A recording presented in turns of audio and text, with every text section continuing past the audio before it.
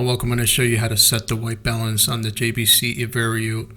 This is the HD7, and the way you're going to do that, I'm going to have a before and after video. So the way you're going to do that is that you want to go into the program.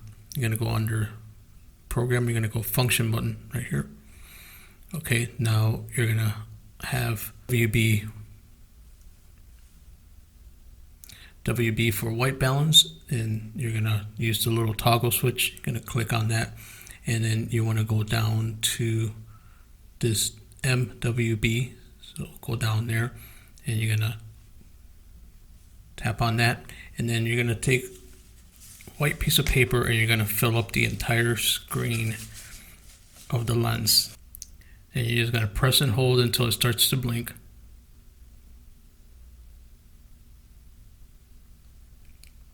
Okay, now the white balance is set. Now I'm going to show you the after video from this set.